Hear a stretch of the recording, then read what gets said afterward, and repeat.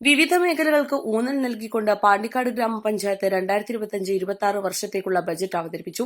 59.06 കോടി രൂപ വരവും 58.68 കോടി രൂപ ചെലവും പ്രതീക്ഷിക്കുന്ന ബജറ്റിൽ 38.31 ലക്ഷം രൂപയാണ് നീക്കിയിരിപ്പ് കണക്കാക്കുന്നത്.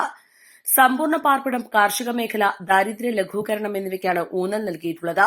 വിവിധ ഭവന പദ്ധതികൾ സംയോജിപ്പിച്ച സമ്പൂർണ്ണ പാർപ്പിട പദ്ധതി, ദാരിദ്ര്യ ലഘൂകരണം, എക്സലന്റ് പാണ്ടിക്കാട് എന്ന മാലിന്യ നിർമ്മാർജ്ജന പദ്ധതി ഊർജിതമാക്കൽ, കാർഷിക മൃഗസംരക്ഷണം, ഉൽപാദനം, പശ്ചാത്തല വികസനം, ആരോഗ്യ, വിദ്യാഭ്യാസം, ലഹരിക്കെതിരെയുള്ള പ്രവർത്തനങ്ങൾ തുടങ്ങിയവയ്ക്ക് ഊന്നൽ നൽകിയിട്ടുള്ള ബജറ്റാണ് 2025-26 വർഷത്തേക്കായി പാണ്ടിക്കാട് ഗ്രാമപഞ്ചായത്ത് അവതരിപ്പിച്ചത്.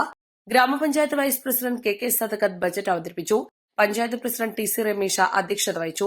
സ്ഥിരം സമിതി അധ്യക്ഷരായ V Aishuma, T K Rabiyath, P Suneer, അംഗങ്ങളായ Korambayil Sankaran, V Majeed, P H Shameem, P R Rohilnath, K T Gireesh Babu, P Saleel, N T Surendran, K Vijayakumari, K T Premalatha, മറ്റു നിർവ്വഹണ ഉദ്യോഗസ്ഥർ തുടങ്ങിയവർ പങ്കെടുത്തു. East live, Pandikkad.